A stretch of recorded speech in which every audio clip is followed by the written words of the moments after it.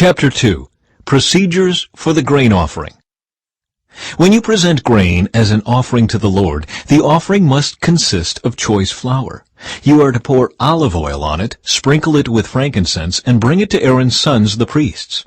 The priest will scoop out a handful of the flour moistened with oil, together with all the frankincense, and burn this representative portion on the altar.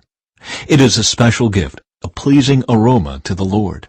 The rest of the grain offering will then be given to Aaron and his sons. This offering will be considered a most holy part of the special gifts presented to the Lord. If your offering is a grain offering baked in an oven, it must be made of choice flour, but without any yeast. It may be presented in the form of thin cakes mixed with olive oil or wafers spread with olive oil.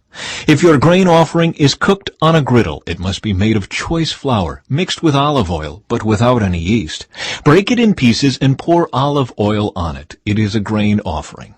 If your grain offering is prepared in a pan, it must be made of choice flour and olive oil. No matter how a grain offering for the Lord has been prepared, bring it to the priest, who will present it at the altar. The priest will take a representative portion of the grain offering and burn it on the altar.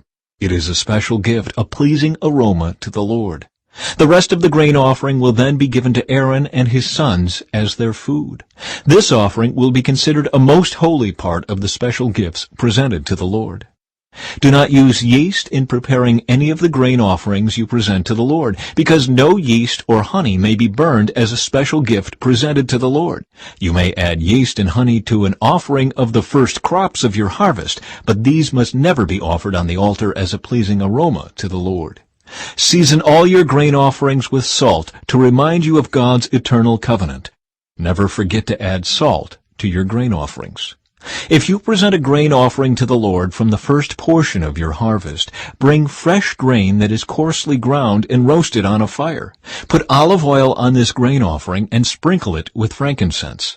The priest will take a representative portion of the grain moistened with oil, together with all the frankincense, and burn it as a special gift presented to the Lord.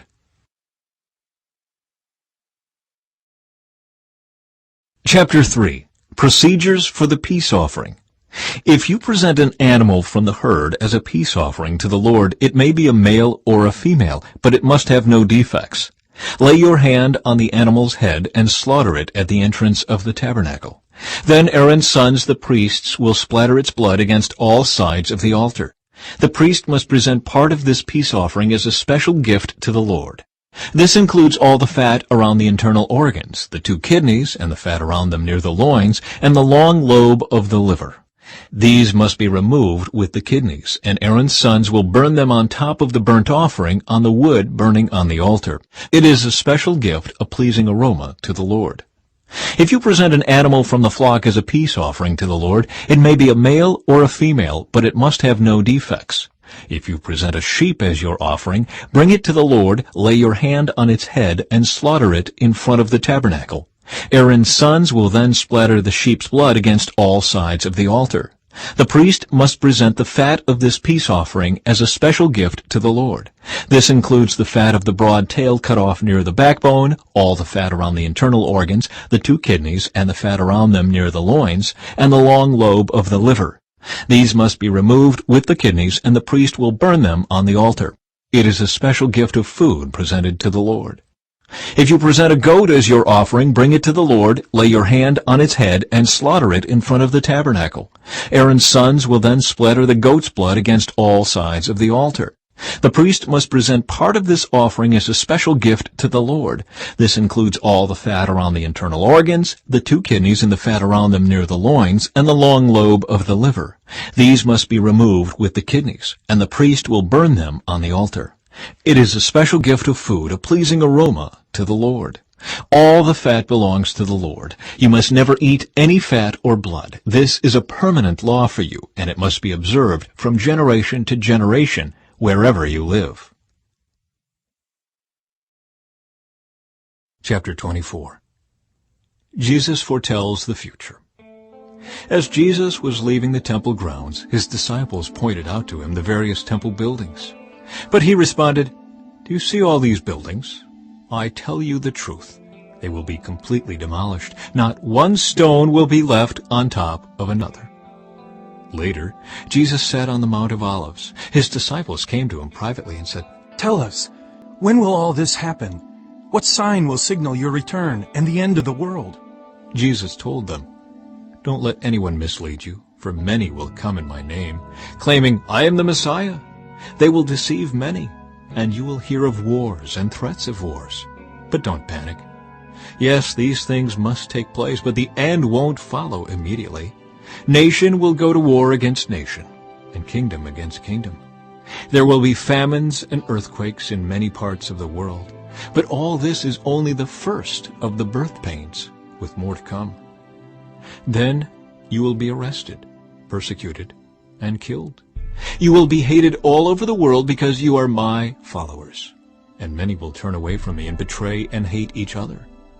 And many false prophets will appear and will deceive many people. Sin will be rampant everywhere, and the love of many will grow cold. But the one who endures to the end will be saved. And the good news about the kingdom will be preached throughout the whole world, so that all nations will hear it. And then the end will come. The day is coming when you will see what Daniel the prophet spoke about, the sacrilegious object that causes desecration standing in the holy place. Reader, pay attention. Then those in Judea must flee to the hills. A person out on the deck of a roof must not go down into the house to pack. A person out in the field must not return even to get a coat. How terrible it will be for pregnant women and for nursing mothers in those days. And pray that your flight will not be in winter or on the Sabbath, for there will be greater anguish than at any time since the world began, and it will never be so great again. In fact, unless that time of calamity is shortened, not a single person will survive. But it will be shortened for the sake of God's chosen ones. Then, if anyone tells you, 'Look, here is the Messiah,' or 'There he is,' don't believe it. For false messiahs and false prophets will rise up and perform great signs and wonders, so as to deceive, if possible, even God's chosen ones. See, I have warned you about this ahead of time. So if someone tells you, 'Look, the Messiah is out in the desert,' don't bother to go and look. Or, 'Look, he is hiding here,' don't believe it. For as the lightning flashes in the east and shines to the west, so it will be when the Son of Man comes. Just as the gathering of vultures shows there is a carcass nearby, so these signs indicate that the end is near.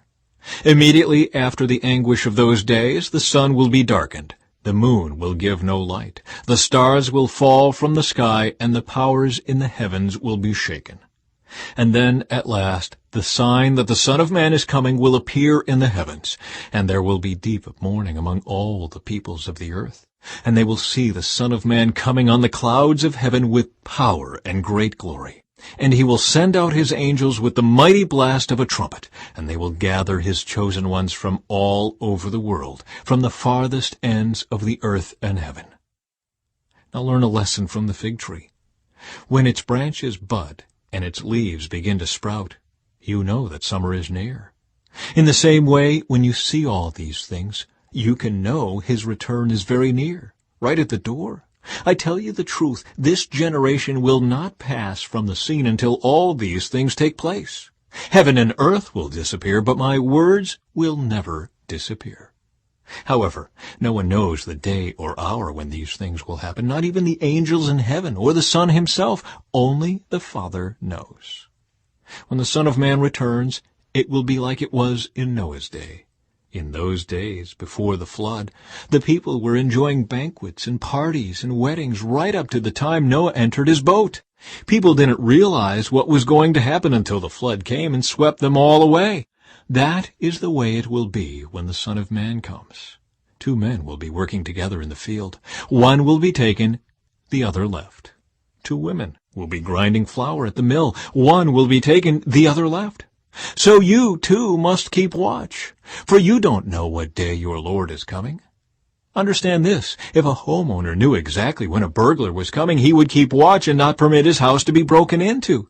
You also must be ready all the time, for the Son of Man will come when least expected. A faithful, sensible servant is one to whom the master can give the responsibility of managing his other household servants and feeding them.